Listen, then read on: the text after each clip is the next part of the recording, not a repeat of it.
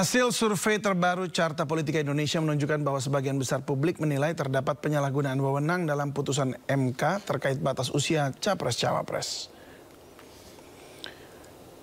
Ya, survei ini menggali tanggapan publik terkait pemberitaan mengenai keputusan MK bahwa orang yang pernah dipilih lewat pemilu atau pilkada dapat maju sebagai calon wakil presiden meski belum berusia 40 tahun. Hasilnya 49,9% responden setuju ada penyalahgunaan wewenang oleh Ketua MK. Sementara itu 33,2% responden tidak setuju dan 17% responden tidak tahu atau tidak menjawab.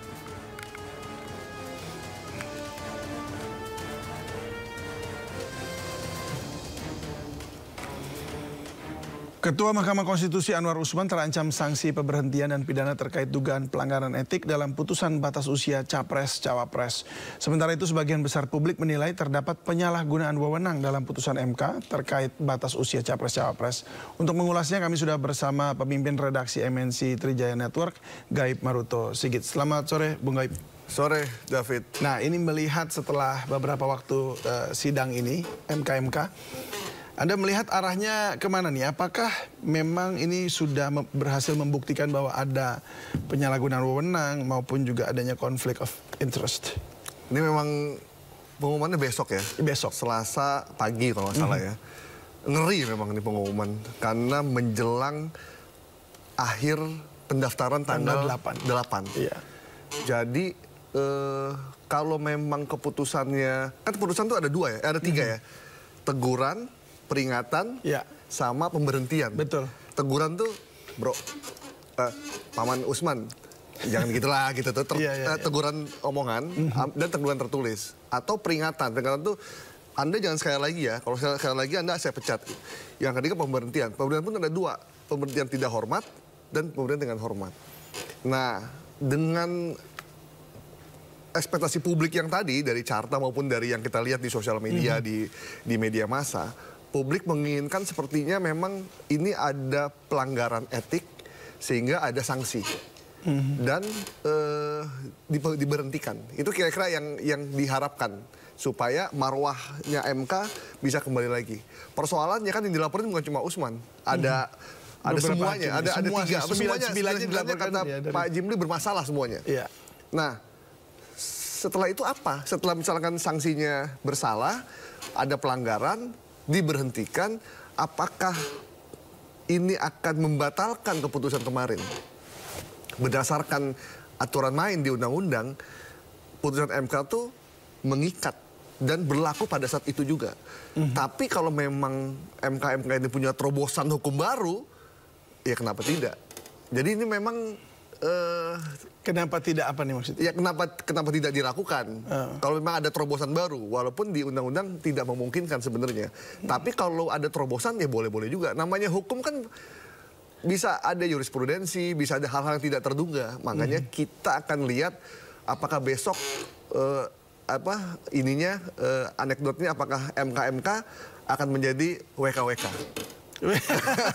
Ya, karena kalau WKWK ini artinya gimana? Apakah putusannya tidak sesuai dengan diharapkan masyarakat? Putusannya tidak sesuai. Misalkan hakim hanya diberikan teguran tertulis atau teguran lisan dan keputusan yang kemarin kasus nomor 90 tetap dilanjutkan. Ya udah, berarti memang WKWK berarti. Nah, baik. Persoalannya kan ini ada dua hal yang berbeda juga. Maksudnya kalau Anwar Usman lebih kepada bahwa dia diduga ada konflik of interest. Tapi kan ada dua hakim lainnya, tiga hakim lainnya yang kemudian juga ada penyalahgunaan wewenang dugaannya seperti itu. Sehingga disiplin atau sanksinya tentu pasti akan berbeda. Sementara kalau konflik of interest, ya tidak seberat yang kalau ada penyalahgunaan wewenang. Seperti itu kan. Nah, Anda melihatnya kemana nih arahnya kira-kira? Kalau saya sih melihat, apakah rata semuanya? Kemarin Ketua MKM Pak Jimli udah bilang Pak Anwar Usman terbukti bersalah.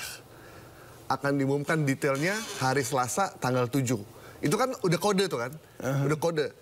Detail maksudnya iya bersalah, tinggal dirumuskan bentuknya apa? Bersalah dengan peringatan, teguran, peringatan atau sanksi pemberhentian. Tinggal itu pilihannya. Setelah itu apakah akan ada penganuliran dari keputusan yang kemarin? Kalau cuma teguran sama peringatan nggak mungkin dianulir. Tapi kalau pemberhentian itu bisa jadi ya. Nah, kita nggak tahu, dan nggak ada yang tahu juga. Dan biasanya Denny Indrayana udah dapat bocoran, nanti kali ini enggak gitu.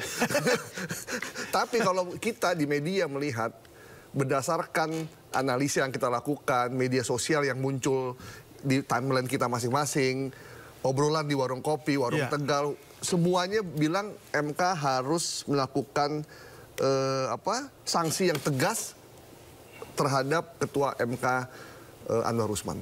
Itu yang diharapkan. Soal apakah nanti dibatalkan atau tidak, memang ada dua pendapat yang berbeda. Pakar hukum kan, biasanya kalau pakar hukum kan kalau ada dua pakar hukum, itu pasti pendapatnya akan berbeda-beda. Tiga, ya apalagi tiga. Jadi memang ini kita tunggu aja besok apakah akan ada kejutan.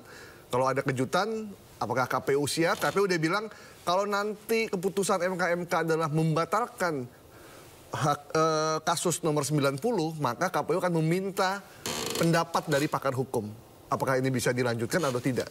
Karena jangan sampai KPU bergerak dan ujungnya melanggar hukum juga. Nanti digugat juga, akhirnya nggak kelar-kelar, pemilu ditunda, jadi ribut lagi kita. Nah itu dia, justru yang jadi pertanyaan kan, apakah MK bisa menganulir atau memberikan rekomendasi bahwa putusan yang sebelumnya itu artinya dibatalkan. Kayaknya belum pernah ada sih. Itu sebab MK yang sebelum-sebelumnya selalu soal pidana. Soal pidana. Soal korupsi, bayar disuap, begitu.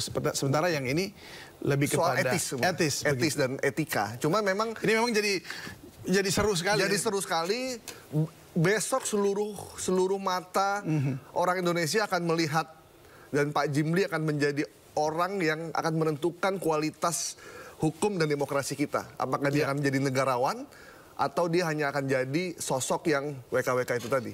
Tapi kalau dilihat dari track recordnya, Pak Jimli kan memang dulu ketua MK, bersih, tidak pernah ada kasus, dan termasuk yang membangun MK menjadi kuat dengan marwah yang luar biasa waktu itu. Diteruskan oleh Pak Mahfud MD, dan MK mulai agak hancur itu di zaman Pak Akil Mukhtar.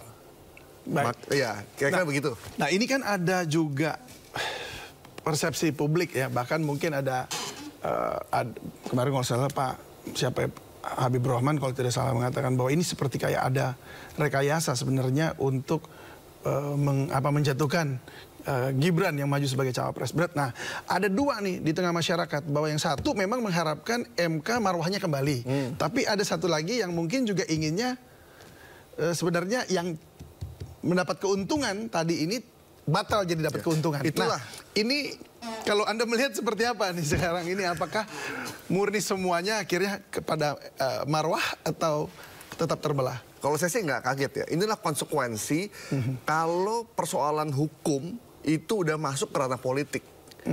Ini konsekuensinya. Konsekuensi kalau pemimpin nasional melakukan cawe-cawe di bidang politik dan hukum. Ini konsekuensi udah. Kalau udah seperti ini, politik udah masuk ke ranah hukum, itu udah absurd udah. Kita udah nggak bisa melihat lagi ini benar, apa ini jokes, apa ini rekayasa, apakah ini sebuah desain yang besar. Kita udah nggak tahu lagi. Ini udah masuk wilayah abu-abu. Abu-abu ini udah. Kita udah nggak tahu siapa bermain, siapa ini, kita udah nggak paham. Dan baru kali ini ada sebuah putusan itu disurvei. Itu dia. Survei itu kan ilmu sosial. Sementara putusan hukum itu ya pasti gitu loh. Jadi hukum itu nggak bisa tuh, misalnya dia sedikit bersalah, dia tuh bersalah atau tidak bersalah, udah cuma dua itu doang. Hukumannya teguran, peringatan, atau sanksi pemberhentian. Jadi nggak ada tuh orang Pak Anwar Usman setengah salah gitu, nggak ada.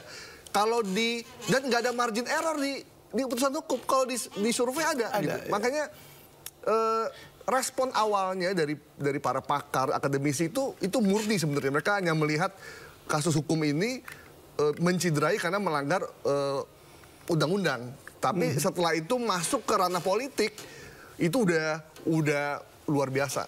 Udah nggak bisa kita kontrol lagi. Jadi sekarang kita tinggal tunggu besok pagi akan ada sejarah baru demokrasi dan hukum di tanah air, atau memang keputusan sudah yang diduga banyak orang bahwa kita punya 3 paslon yang kemarin diumumkan deklarasi, dan terimalah ini sebagai sebuah fakta politik. Ya udah, kita tinggal fokus ke pemilu 2024, lancar, fair, dan semua ASN, presiden, menteri semua netral. Kalau mau kampanye, cuti dulu, atau lebih baik mundur. Itu aja. Begitu perusahaan ini selesai, tidak ada pembatalan, maka fokus kita udah nggak usah dipikirin lagi. Fokus kita bagaimana pemilu berjalan fair. Oke. Itu. Nah, rasanya jika ini singkat saja ya, Mas Koip. Jika ternyata tidak seperti itu hasilnya dan ujungnya artinya gini, tetap tidak ada pembatalan putusan MK. Apa yang akan terjadi? Putusan MK kemudian akan dibatalkan. Ya. Lalu apa yang akan terjadi nanti ketika ada dispute di akhir-akhir daripada Pilpres itu sendiri? Apakah ini justru akan menjadi bom waktu untuk demokrasi kita di Indonesia? Jadi maksudnya MK membatalkan nih? Membatalkan. Jadi Gibran nggak maju gitu ya? Iya. Artinya kan putusan tadi sudah nggak binding lagi. Ya. Jadi memang akhirnya orang akan ada jurisprudensi, ternyata di MK boleh kok diubah. Jadi tidak lagi mengikat, tidak lagi harus sekarang dan mengikat. Jadi perusahaan itu bisa, orang bisa melaporkan hakim MK, masuk ke MK lagi, jadi udah nggak kelar-kelar. Dan demokrasi jadi panjang. Dan jangan salah, kalaupun MK membatalkan, KPU belum tentu bisa terima juga karena dia takut melanggar undang-undang. Karena di undang-undang memang MK itu mengikat, tidak bisa dibatalkan lagi oleh siapapun karena dia yang paling tinggi. Kalau dia membatalkan, melanggar hukum, digugat sama timnya, batal panjang lagi urusannya. Panjang lagi urusannya makanya. Akhirnya kita muter-muter aja, akhirnya pemilu ditunda 3 tahun. Ya. Dan itu yang ditakutkan oleh kita. Jangan sampai kita 14 Februari 2024 itu adalah waktu kita untuk memilih pemimpin baru. Dan tidak ada PJS-nya presiden ya? Iya, PJS presiden ya. Wah, kalau sampai ada itu pertama kali di dunia. Baik, terima kasih. Ya. Mas Koip sudah berbagi bersama kami. Thank you. Salam sehat selalu. Thank you.